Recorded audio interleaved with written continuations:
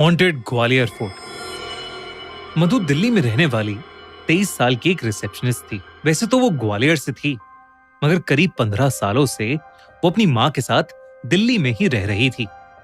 मधु के पापा ग्वालियर में रहते थे। कई बार बुलाने के बावजूद भी उनके पापा पिछले 15 साल से मधु से मिलने नहीं आए थे।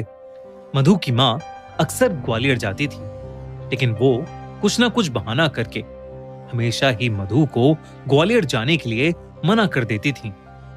और इसलिए मधु अपने माँ बाप दोनों से बेहद नाराज रहती थी। ऐसे ही एक रोज जब मधु की माँ और उसकी बहन ग्वालियर में थे, तो मधु ने अपने होटल से छुट्टी लेकर ग्वालियर जाकर सबको सरप्राइज करने का एक प्लान बनाया। लेकिन जैसे ही मधु ग्वालियर वाले घर पहुंची, उसकी माँ उसे देखकर सुन्न पड़ गई। ऐसा लग रहा था मानो कुछ घोर अनर्थ हो गया हो। मधु की माँ एकदम से बहुत ज्यादा घबरा गई और वो मधु को वापस दिल्ली जाने की भीख मांगने लगी। मधु को यह बहुत अजीब लगा। उसने अपनी माँ से कहा कि वो अपने पापा से मिलने आई है और उनसे मिले बिना वो कहीं नहीं जाएगी। देर रात हो चुकी थी। मधु की माँ ने उसे बहुत समझाया, लेकिन मधु नहीं मानी। उस रात काफी देर हो चुकी थी, लेकिन उसके पापा अभी तक घर नहीं आए थे, ना ही उनका फोन लग रहा था। मधु की माँ बहुत ज्यादा परेशान हो गई थी और वो अभी भी बार बार मधु से वापस जाने की विनती कर रही थी। अपनी माँ की ऐसी बातें सुनकर मधु का दिल टूट गया था।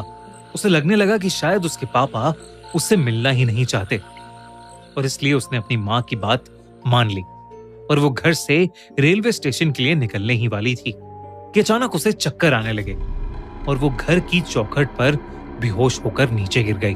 उस रात उसे एक सपना आया कि उसके पापा ग्वालियर फोर्ट में भूल भुलैया में फंसे हैं और मधु को ढूंढ रहे हैं, और ढूंढते ढूंढते वो ग्वालियर फोर्ट की छत पर पहुंच गए हैं।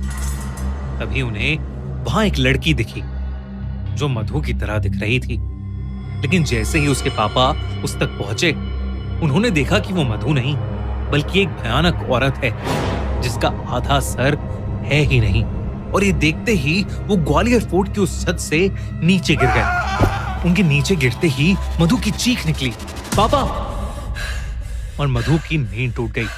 सुबह हो चुकी थी और उसके घर पर भीड़ इकट्ठा थी। मधु की माँ ने उसे बताया कि कल रात मधु के पापा ने ग्वालियर फोर्ट की छत से कूदकर अपनी जान दे दी। जब ये बात मधु ने सुनी तो उसका दिल पूरी तरह चकनाचूर हो गया।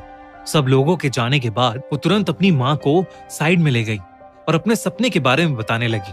और तब उसकी माँ ने मधु को कुछ ऐसा बताया जिसे सुनकर मधु की रूह कांप गई। दरअसल 15 साल पहले जब मधु छोटी सी थी, तब उसके पेरेंट्स उसे ग्वालियर फोर्ट घुमाने लेकर गए थे। उस दिन फोर्ट में बहुत भीड़ थी, जिसकी वजह से छोटी सी मधु अपने पेरेंट्स से अलग हो गई थी। वो मान सिंह महल के सबसे नीचे वाले फ्लोर में फंस गई थी। एपिसोड 2 देखने के लिए आप मेरा फेसबुक पेज को फॉलो कर लें।